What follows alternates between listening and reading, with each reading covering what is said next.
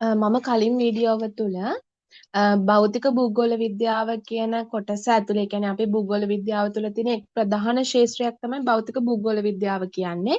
මේ භෞතික භූගෝල විද්‍යාව ඇතුලේ කතා කරන විෂය නිර්දේශය කොටසක් මම කලින් වීඩියෝ ඇතුලේ සාකච්ඡා කළා. එදා මම කතා කළා මේ පස්වෙනි පාඩම විදිහට අපි භූරූප පාඩම කතා කරන අතර භූරූපවල අන්තර්ජන්‍ය බලවේග සහ බහිර්ජන්‍ය බලවේග කියලා කොටස් දෙකක් තියෙනවා. ඒතර අන්තර්ජන්‍ය බලවේග ගැන කතා කරන කොටස මම කතා කළා. අද මෙතන ඉඳලා පටන් ගන්න තියෙන්නේ බහිර්ජන්‍ය බලවේග වල ඉඳලා ඉස්සරහට තියෙන භූරූප පාඩම ඇතුලේ තියෙන විෂය නිර්දේශයේ කොටස ගැන. එතකොට අපේ විෂය තුල අපිට කතා කරනවා බහිර්ජන්‍ය බලවේග කියන කොටස ගැන. බහිර්ජන්‍ය බලවේගයක් කියලා කියන්නේ පෘථිවි පෘෂ්ඨයෙන් බාහිරව ක්‍රියාත්මක වෙන බලවේග.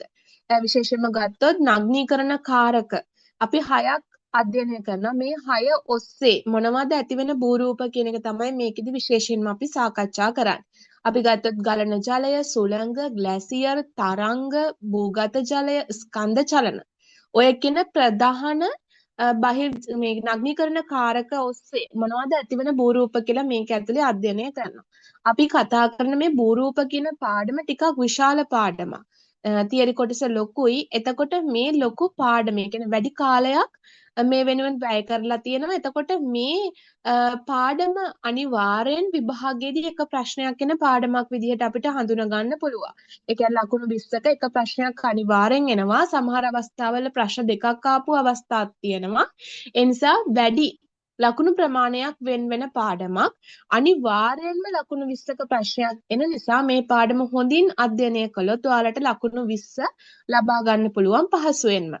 ඊට අමතරව MCQ කොටසෙත් ලකුණු කිහිපයක් මේ පාඩම තුලින් වෙනවා. එතකොට බහිර්ජන්‍ය බලවේග යටතේ අපි මුලින්ම කතා කරනවා ගලන ජලය ආශ්‍රිත ක්‍රියාවලිය. ඒ කියන්නේ ගංගා ආශ්‍රිත ක්‍රියාවලිය. කොහොමද ගඟක උපතක් සිද්ධ වෙන්නේ? මේ ගඟ ඇතුළත සිද්ධ වෙන ක්‍රියාවලි කිහිපයක් තියෙනවා. පාද ගැලීම, මහතලා ගැලීම කියන්නේ මොකද්ද? ප්‍රථම ගංගා, ඊට අපර ගංගා, අතු ගංගා, මේ පශ්චිම ගංගා. මෙන්න මේ කියන සංකල්ප ටික ගැන ඔබ තුල අවබෝධයක් තියෙන්න ඕනේ. ඒ වගේම තමයි අපි ගංගාවක ආරම්භයේ ඉඳලා අවසානය දක්වා ප්‍රධාන වශයෙන් අවස්ථා තුනක් අධ්‍යයනය කරනවා. යෞවන අවස්ථාව, පරිණත අවස්ථාව සහ වෘද්ධ අවස්ථාව කියලා. මේ තුන දැක්වෙන නැත්නම් මේ අවස්ථා තුන දැක්වෙන ගංගාවක දික්පැතිකඩක් සහ හරස් පැදිකඩක් ඇඳලා නම් කිරීමේ හැකියාව තියෙන්න ඕනේ. ඒ වගේම මේ අවස්ථා තුනේ යෞවන අවස්ථාවේ ලක්ෂණ, පරිණත අවස්ථාවේ ලක්ෂණ, වෘද්ධ අවස්ථාවේ ලක්ෂණ එකින් එක විස්තර කරන්න ඉගෙන ගන්න අවශ්‍ය වෙනවා. ඒක වගේම WM ඩේවිස්ට අනුව මේ ගංගාවේ ක්‍රියාවලි ආකාර තුනකට සිද්ධ වෙනවා: කාදනය, පරිවහනය සහ නිදිසාදනය කියලා. ඒ ක්‍රියාවලි තුන ගැනත් ගැඹුරින් අධ්‍යයනය කරන්න ඕනේ. කාදනය කියන්නේ මොකක්ද? කාදනය සිද්ධ වෙන ආකාර නැවතත් අපි තුනක් හඳුන ගන්නවා: ද්‍රාව ක්‍රියාව, ඝර්ෂණය, සංඝර්ෂණය කියලා. එතකොට ඒවා විස්තර කරන්න පුළුවන්කම තියෙන්න ඕනේ. ඒ වගේම කාදිත භූරූප විදිහට අපි වී හැඩ නිම්න, ගල්වන, දොරු, නෙත්තිනෙරු, ගන්මලු, දිය ඇලි වගේ ලක්ෂණ සාකච්ඡා කරනවා. ඊට අමතරව අපි ඊට පස්සේ නිදිසාදනය කියන ක්‍රියාවලිය ගැනත් අධ්‍යයනය කරනවා. ඒතර නිදිසාදනය ආශ්‍රිත භූරූප, ඒ කියන්නේ වෘද්ධ අවස්ථාවේදී ගඟක ඇතිවන භූරූප විදිහට අපි ගන්ධඟර, හැඩපළු ගංගා, ඩෙල්ටා, දුනුවිල්, ගංකණ්ඩි, දියලු අවාන්, පිටාර තැන්න කියන භූරූප තමයි අධ්‍යයනය කරන්නේ. ඒ වගේම අපි මේකෙදි තවදුරටත් අවධානය යොමු කරන්න ඕනේ කරුණක් තමයි පරිවහනය කියන අවස්ථාව. එතකොට පරිවහනය ආශ්‍රිත අවස්ථාවේදී ප්‍රධාන වශයෙන්ම පරිවහනය ආකාර 4කට සිද්ධ වෙනවා: ද්‍රාවණය, අවලම්බනය, පිනුම් ගමන සහ පෙරලි ගමන කියලා. එතකොට මෙන්න මේ කියන අවස්ථා 4ත් රූප සටහන් සහිතව විස්තර කරන්න ඉගෙන ගන්න ඕනේ. සහ මේ අවස්ථාවේදී ඇතිවෙන භූරූප ගැනත් පොඩි අවබෝධයක් තියාගන්න අවශ්‍ය වෙනවා. එතන මේ අපි කතා කරපු භූරූප, කාදිත භූරූප, නිස්සාරිත භූරූප, මේවා රූප සටහන් සහිතව විස්තර කරලා නිදසුන් සහිතව විභාගයේදී ලියන්න පුළුවන්කම ඔබට තියෙන්න ඕනේ. බොහෝ විට මේ ක්‍රියාවලි, කාදන ක්‍රියාවලි, පරිවහන ක්‍රියාවලි, නිදිසාරිත ක්‍රියාවලි, ඒ වගේ අවස්ථා විස්තර කරන්න, එතකොට භූරූප විස්තර කරන්න, ඔය වගේ ප්‍රශ්න තමයි විභාගයේදී අහන්නේ. ඊට පස්සේ අපි කතා කළොත් කාන්තාර භූදර්ශනය ගැන. නැත්නම් අපි කියනවා මේකට සුළං ආශ්‍රිත භූදර්ශනය කියලා. ඒතර කාන්තාරයක භෞතික ලක්ෂණ කොහොමද තියෙන්නේ? ඒතර ශාකවල ස්වභාවය කොහොමද? මෙන්න මේ වගේ දේවල් ගැන පොඩි අවබෝධයක් තියෙන්න ඕනේ. ඒ වගේම කාන්තාර අපි ශීත කාන්තාර සහ උෂ්ණ කාන්තාර කියලා වර්ග දෙකක් හඳුන ගන්නවා. එතකොට මේ කාන්තාර ව්‍යාප්ත වෙච්ච ප්‍රදේශ ගැනත් දල අවබෝධයක් තියෙන්න ඕනේ. ඒ වගේම මේකෙදි අපි කාන්තාරය තුල ශනිකව ඇදහැලෙන වැසි තියෙනවා. එතකොට මේ වාෂ්පීකරණය ගොඩක් වෙලාවට ඒ කියන්නේ වැසි ඇද වැටුණොත් අධික විදිහට වාෂ්පීකරණයක් සිද්ධ වෙනවා. එතකොට මෙන්න මේ වාෂ්පීකරණය නිසා ඇතිවෙන භූරූප කිහිපයක් අපි මේකෙදී අධ්‍යයනය කරනවා. වාඩි, ඊගාවට දියලුවවාන්, ප්ලයාවිල්, සලපිල සහ බහාඩා කියලා. ඒ වගේම අපි සුළං ආශ්‍රිත ක්‍රියාවලිය ගැන අවධානය යොමු කරනවා. ඒකෙදි සුළං ක්‍රියාවලියේ කාදනය, පරිවහනය සහ නිදිසාදනය කියන ප්‍රධාන ක්‍රියාවලි තුන ඔස්සේ තමයි කාන්තාරවලත් භූරූප නිර්මාණය සිද්ධ වෙන්නේ. ඒ ප්‍රධාන අවස්ථා තුන අපි සාකච්ඡා කරනවා. එතකොට කාදන ක්‍රියාවලිය ගැන කතා කරනකොට කාදනයේ ආකාර තුනකට සිද්ධ වෙනවා කාන්තාරයේදී. අපි ඒවට කියනවා අපහරණය, උල්ලේඛය, සංඝර්ෂණය කියලා. එතකොට මේවා එකිනෙකට විස්තර කිරීමේ හැකියාව තියෙන්න ඕනේ.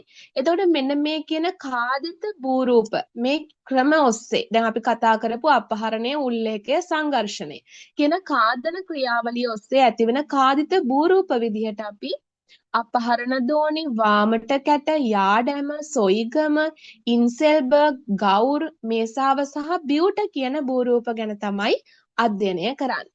ඒ වගේම තමයි අපි පරිවහන ක්‍රියාවලිය ගැනත් අවධානය යොමු කරනවා. පරිවහන ක්‍රියාවලියේදී අපි ප්‍රධාන ක්‍රම තුනක් අපි හඳුන ගන්නවා. විශේෂයෙන් කාන්තාරවල කුඩා විශාල පාෂාණ කොටස් වගේම දූවිලි අංශු මෙන්න මේ කියන අවලම්බනය, පිනුම් ගමන සහ පෙරලි ගමන කියන ආකාර තුන ඔස්සේ තමයි පරිවහනය කිරීම සිද්ධ වෙන්නේ.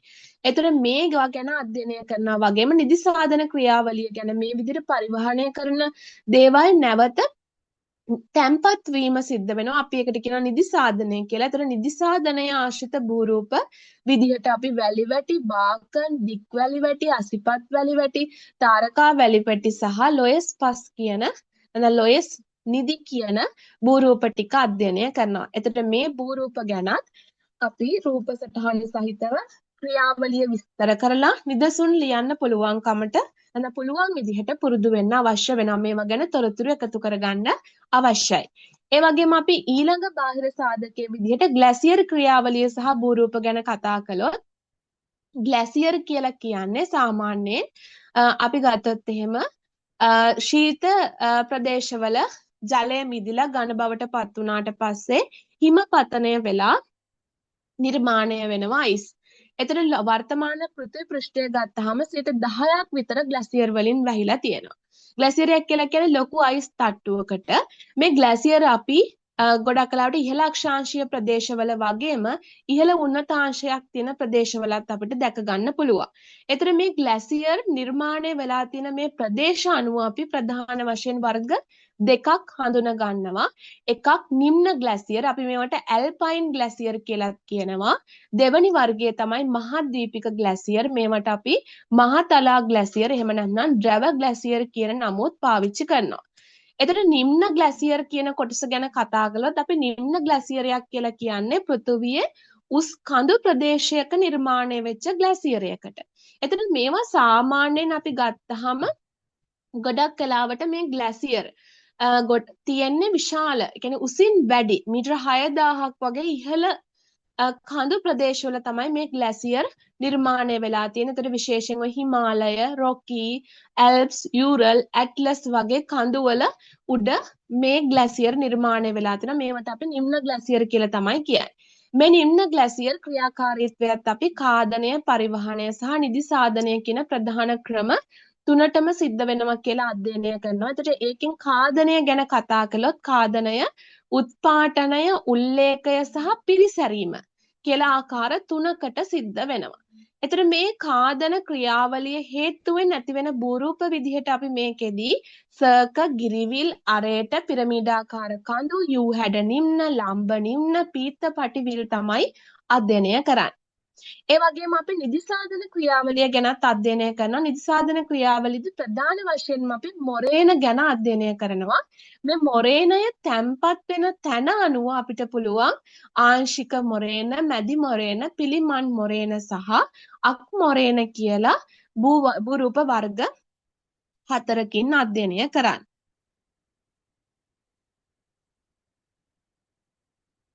ඒ වගේම මහාදීපික ග්ලැසියර් ගත්තොත් ලෝකේ විශාලතම ග්ලැසියර් විදිහට අපි මහාදීපික ග්ලැසියර් හඳුනා ගන්න පුළුවන්. මහාදීපික ග්ලැසියරයක් කියලා කියන්නේ ජවාසන්න ප්‍රදේශයක නිර්මාණය වෙලා තියෙන අයිස් යායකට. අපි පෘථුවියෙන් ගත්තාම පෘථුවියේ තියෙන ග්ලැසියර් වලින් 96%ක්ම මේ ජවාසන්න කලාපවල තමයි ව්‍යාප්ත වෙලා තියෙන්නේ. එතකොට ඒවා ව්‍යාප්ත වෙච්ච ප්‍රදේශ සහ ඒවා ආශ්‍රිත භූරූප විදිහට අපිට හඳුනා ගන්න පුළුවන්. කාදිත භූරූප විදිහට අපි විෂම ප්‍රාන්ත හෙල් අපිට රොස්මුටෝන් කියලා කියනවා. ඒතර නුනටක්ස්, පියෝඩ වෙරළ, රියා වෙරළ වගේ භූරූප අපි මේකෙදි කතා කරනවා. ඒ වගේම නිදිසාදිත භූරූප විදිහට, ඒ කියන්නේ මහාද්වීපික ග්ලැසියර් නිදිසාදිත භූරූප විදිහට ඩ්‍රම්ලින්, කේම, එස්ක, අකුරුමැටි, අගම් ගල් සහ හෙබ කියන භූරූප අධ්‍යයනය කරනවා. ඒතර මේවත් අපි භූරූපය රූප සටහනකින් දක්වලා ඒ වගේ නිර්මාණ ක්‍රියාවලිය සහ උදාහරණ දක්වන්න පුළුවන්කම තියෙන්න ඕනේ. ඊළඟට අපි බාහිර සාධකයේ විදිහට තරංග ක්‍රියාවලිය සහ භූරූප කතා කරනවා. එතකොට මේ තරංග ක්‍රියාවලිය ගැන කතා කරනකොට තරංගයක් කියලා කියන්නේ සුළඟේ බලපෑම හින්දා සාගරයේ ජලතලයේ හටගන්න උස් පහත් වීමක්. එතකොට මේ තරංග ගොඩක් වෙලාවට තරංග නිසා වෙරළ ඉමේ භූරූප නිර්මාණය වෙනවා. එතකොට මේ වෙරළ කියලා කියන්නේ සාමාන්‍ය ගොඩබිම්බ ඉඳලා මුහුද යා කරන බිම් තීරුවට. මේ වෙරළත් අපිට පුළුවන් ප්‍රධාන වශයෙන් කොටස් 4කට බෙදන්න. පෑල වෙරළ, මෑත වෙරළ, මොබ වෙරළ සහ ඔබ වෙරළ කියලා. එතකොට මෙන්න මේ වෙරළ කොටස් 4 ඔයාට පුළුවන් වෙන්න ඕනේ රූප සටහනකින් අධ්‍යයනය කරන්න. එතකොට මේ වෙරළට නම් මේ අපි ගත්තොත් එහෙම ගොඩබිමට ආසන්නවම තියෙන පෑල වෙරළ. ඊට පස්සේ එතනින් එහාට මෑත වෙරළ, ඊළඟට මොබ වෙරළ සහ අවසානයේ ඔබ වෙරළ කියන වෙරළ කොටස් තුන අපිට වෙන් කරන්න පුළුවන්.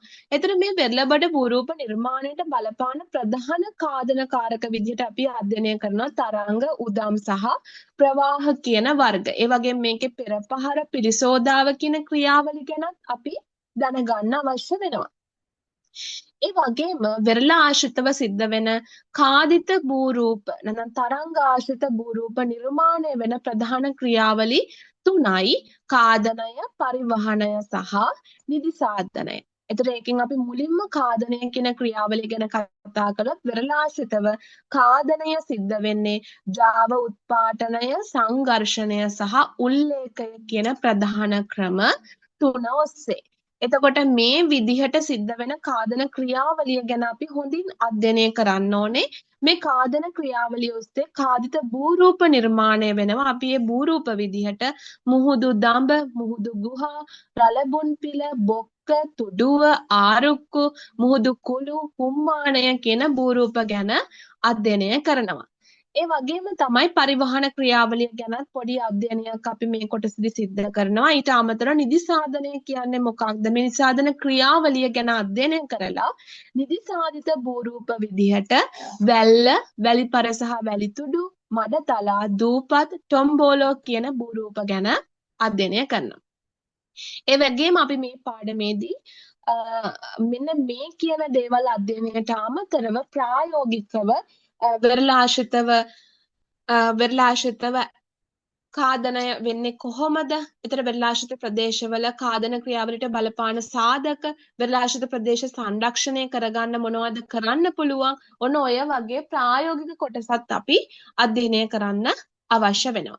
ඊළඟට බාහිර සාධකයේ විදිහට භූගත ජලය කොටස අපි කතා කරනවා. මේ භූගත ජලය කොටස ගැන කතා කරනකොට විශේෂයෙන්ම අපි හුණුගල් ප්‍රදේශ ගැන තමයි මේකෙදි කතා කරන්නේ. ලෝකයේ ප්‍රධාන හුණුගල් ප්‍රදේශ දෙකක් තියෙනවා. මධ්‍යම ඇමරිකාවේ යුකටාන් අර්ධද්වීපය සහ ඉස්ලෝවෙනියාවේ කාස්ට් ප්‍රදේශය කියන ප්‍රධාන හුණුගල් ප්‍රදේශ දෙක.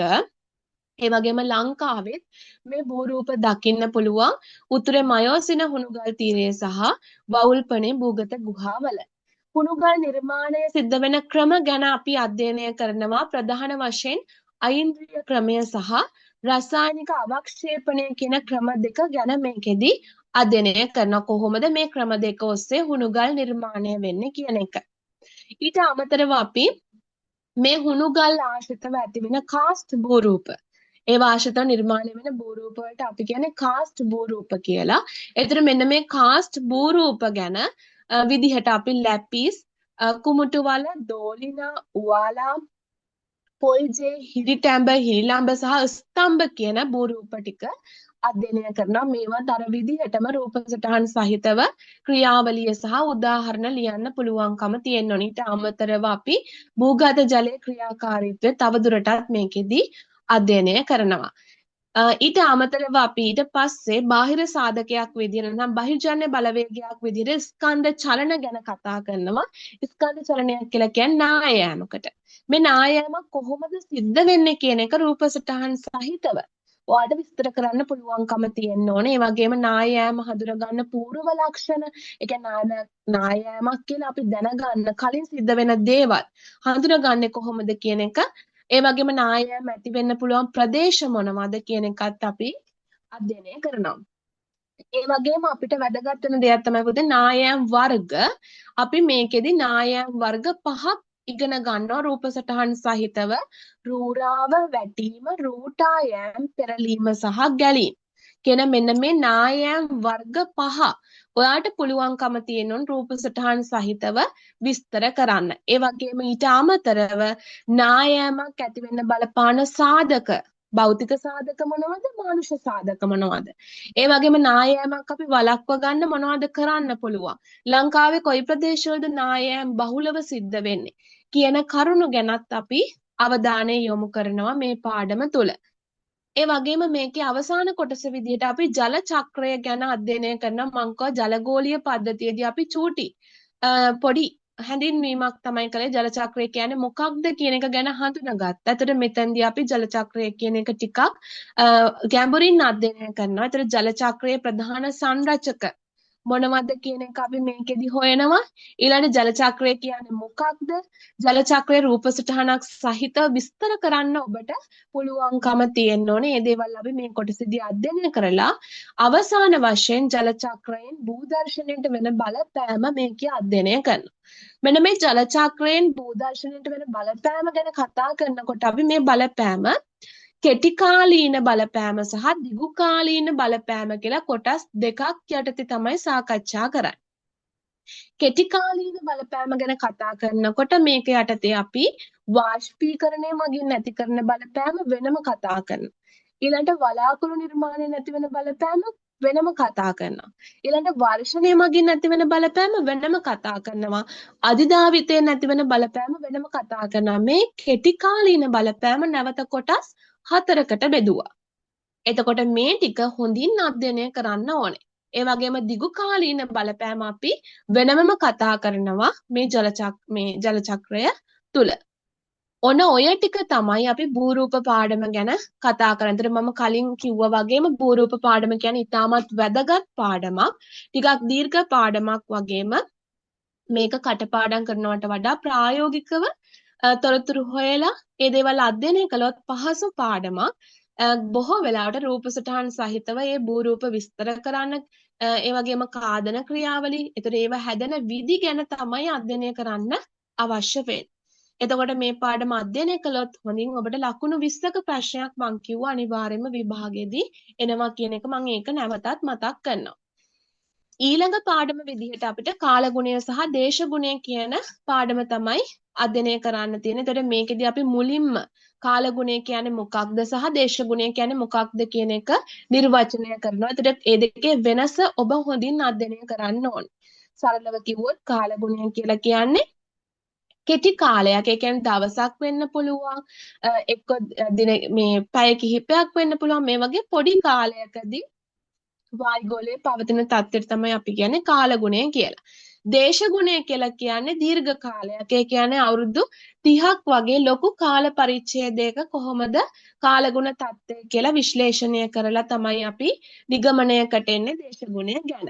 එතන මේ දෙකේ වෙනස ඔබට හොඳින් පැහැදිලි කරන්න පුළුවන්කම තියෙනවනේ. ඒ වගේම කාලගුණයේ මූලිකාංග ටික හොඳින් අධ්‍යයනය කරන්න ඕනේ. කාලගුණයේ මූලිකාංග විදිහට අපිට උෂ්ණත්වය, වර්ෂාපතනය, ආර්ද්‍රතාවය, වායු පීඩනය සහ සුළං, වලාකුළු, සූර්ය දීප්තිය, ආර්ද්‍රතාවය මේ වගේ කාලගුණික මූලිකාංග ගැන අධ්‍යයනයක් මේ පාඩම ඇතුළතදී සිද්ධ වෙන ඔබට ලකුණු 6 ප්‍රශ්නයක් එන්න පුළුවන් කාලගුණයේ මූලිකාංග 3ක් විස්තර කරන්න කියලා.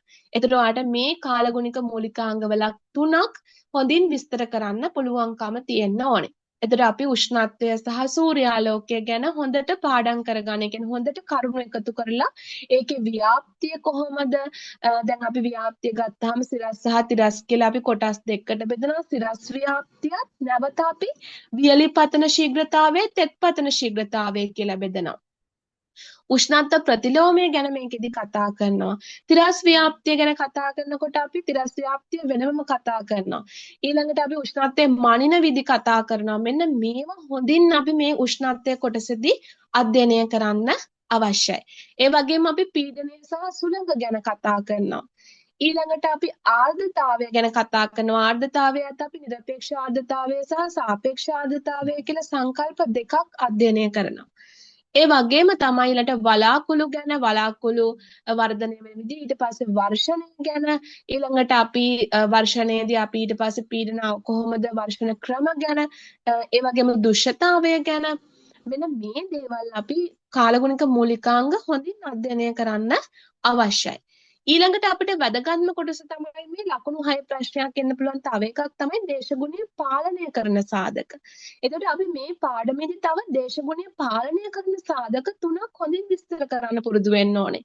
එතකොට දේශගුණය පාලනය කරන සාධක විදිහට සූර්ය විකිරණ තීව්‍රතාවය ගැන අවබෝධයක් තියෙනවා. ඒකෙදී ඔබ ඇල්බිඩෝව ගැන හොඳින් අධ්‍යයනය කරන්න.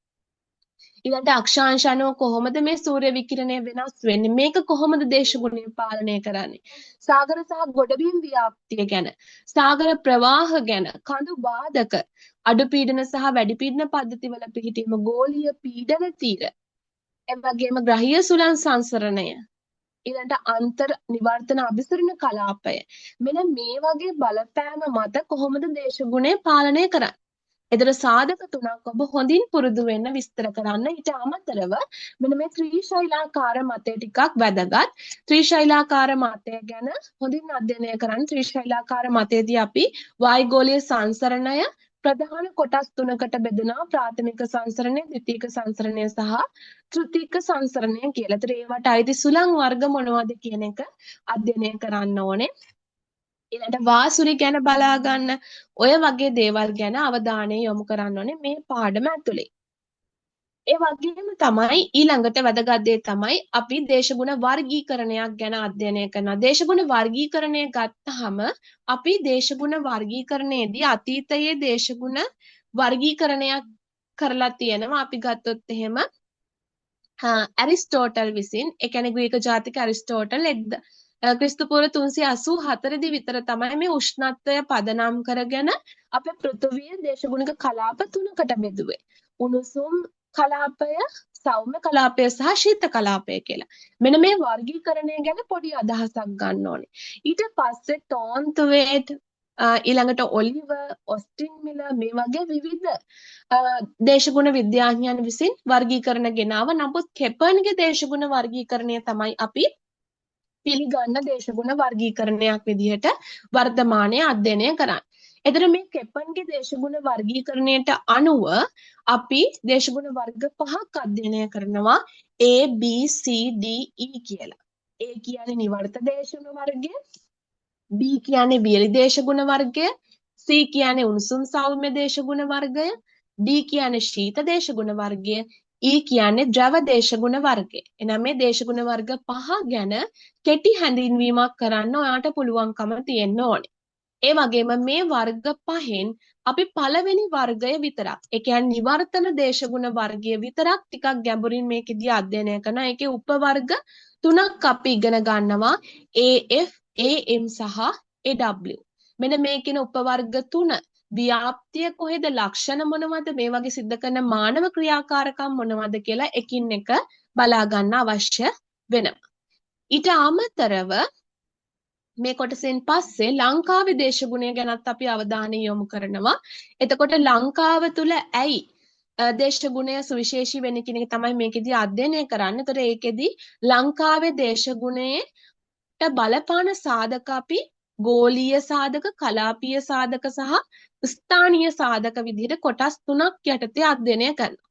ඒතර ඔයාලට ලකුණු 6 ප්‍රශ්නයක අහන්න පුළුවන් ලංකාවේ දේශගුණය කෙරෙහි බලපාන සාධක ගෝලීය, කලාපීය සහ ස්ථානීය වශයෙන් විස්තර කරන්න කියලා. ඒ නිසා ඒක හොඳින් බලා ගන්න. ඒ වගේම ලංකාවේ උෂ්ණත්ව ව්‍යාප්තිය ගැන, ඒ වගේම විශේෂයෙන් ලංකාවේ වර්ෂාපතන ක්‍රම ගැන, ඒ කියන්නේ මෝසම් වැසි, සංවහන වැසි, වාසුලි වැසි කොහොමද ඇති වෙන්නේ? ඒ වගේ බලපෑම් මොනවද?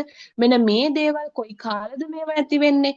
මෙන්න මේ කියන කරුණු හොඳින් බලා ගන්න. වර්ෂාපතන අගයන් ගැන අවධානය යොමු කරන්න.